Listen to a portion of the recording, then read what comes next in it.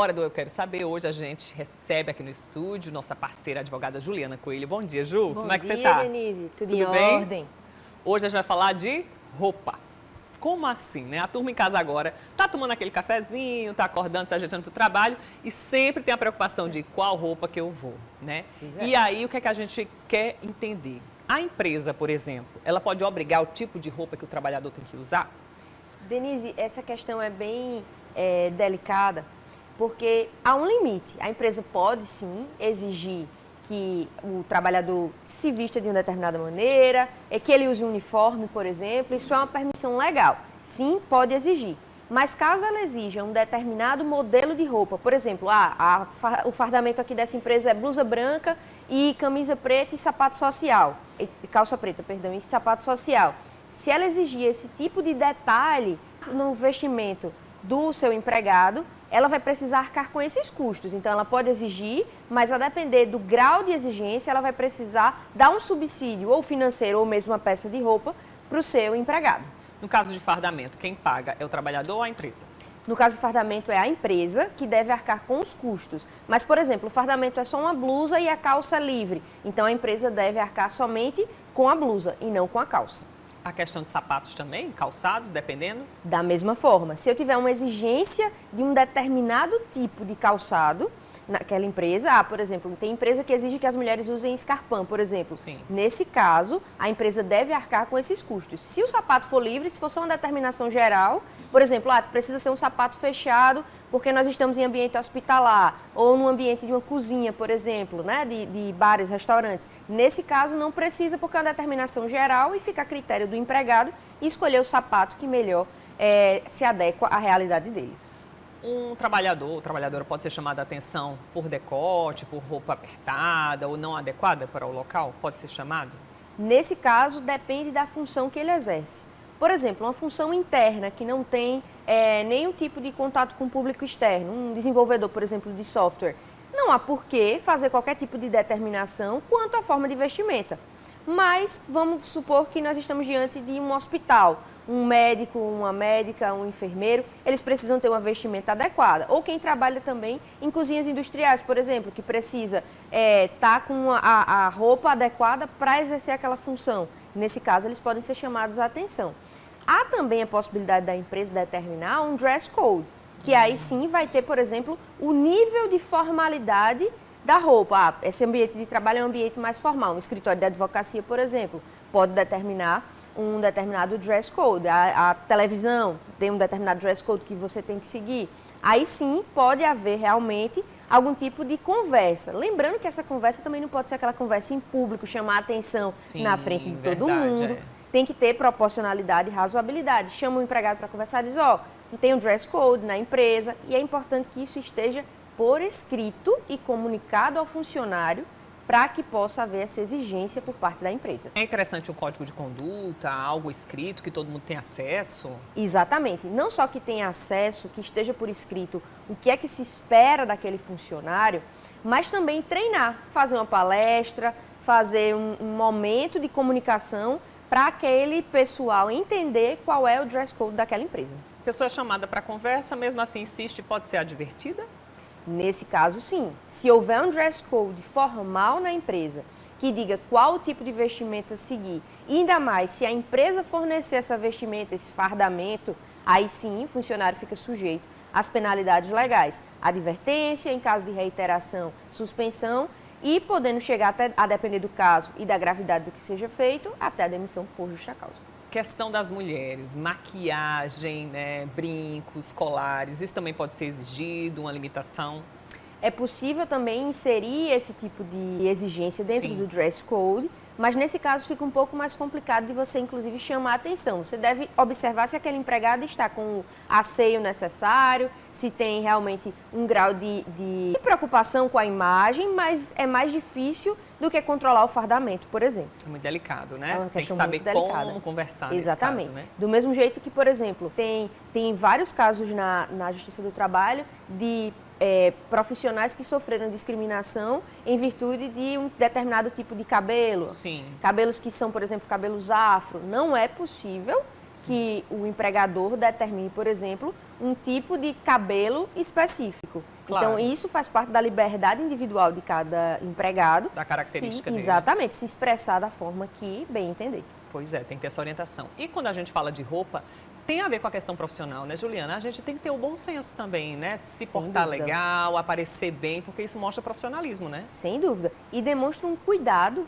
com o seu próprio trabalho, com o seu próprio emprego e com o público, por exemplo, que você está atendendo. Então, é muito importante. Aquela história, tem roupa para o trabalho, mas tem roupa para a praia, para ir se divertir, tem que saber diferenciar, né? Cada momento da vida pessoal, o público, o privado, como você se porta, e até importante para o próprio profissional, que às vezes precisa se portar de determinada maneira e ganha também mais credibilidade perante o mercado. Vai que sem querer você se encontra ali com o dono, a dona da empresa que nunca viu e tá bem vestido, né? Exatamente. E aí se representa.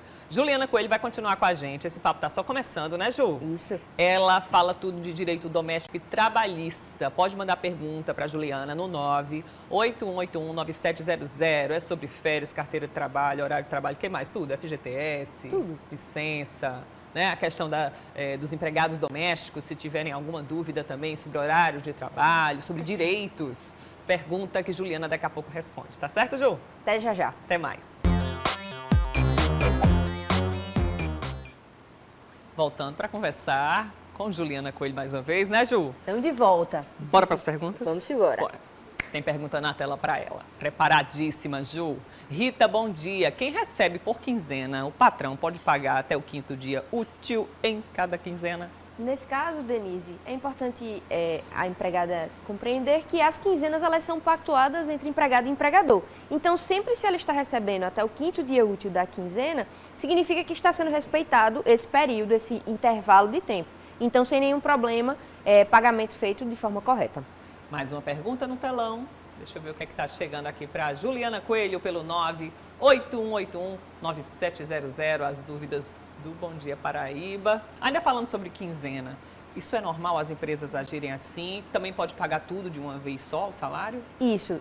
As empresas elas podem pactuar e às vezes até o próprio empregado prefere receber por quinzena. A regra geral é que seja o mês, né? O mensalista. Sim. Mas não tem nenhum tipo de problema de que seja pactuado por quinzena esse pagamento. Pode ser pactuado por hora, a depender do tipo de empregado, por exemplo, o intermitente, recebe proporcional à hora.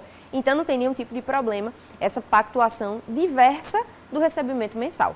Maria, gostaria de saber se a empresa pode obrigar seu funcionário a preencher vários termos de política de privacidade, sem enviar nenhuma cópia do termo para seu funcionário, e quando solicitar, ela informa que está no site da empresa, quando solicitamos, no caso. Nesse caso, as políticas de privacidade, né, elas foram ganhando importância com a inserção no nosso ordenamento jurídico da Lei Geral de Proteção de Dados, que também se adequa, que também força essa adequação para as empresas, para com seus empregados. Nesse caso, se você assinou uma política de privacidade ou qualquer outro tipo de documento que você tenha assinado da empresa, esse documento deve ser disponibilizado para você. Mas, se essa política de privacidade que você assinou, de fato, está no site da empresa, não tem nenhum problema. Então, você pode consultá-la, né? Ela está para ampla consulta no site da empresa, pode continuar dessa forma. Mas é interessante, de fato, que a empresa disponibilize a via assinada por você. Próxima dúvida no telão. Deixa eu ver o que está chegando aqui. João, a empresa pode exigir que o funcionário use coque no cabelo para evitar acidente?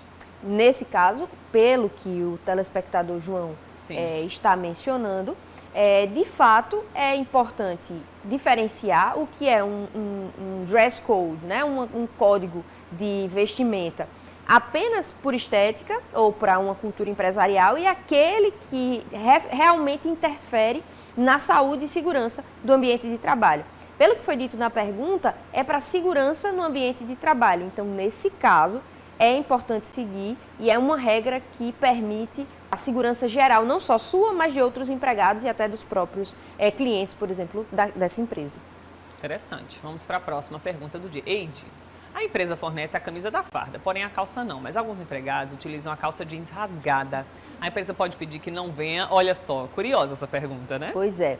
Nesse caso, Denise e Eide, é importante fazer a diferenciação de quando a empresa exige uma determinada vestimenta com as informações detalhadas dela, por exemplo, a calça jeans tem que ser de um tom azul escuro, ou a calça jeans não pode ter rasgões. E uma determinação mais geral, de, por exemplo, vir de calça jeans. Se for o caso de uma determinação mais geral, então, de fato, não há como punir o empregado que vem com uma calça com alguns eventuais rasgões, por exemplo.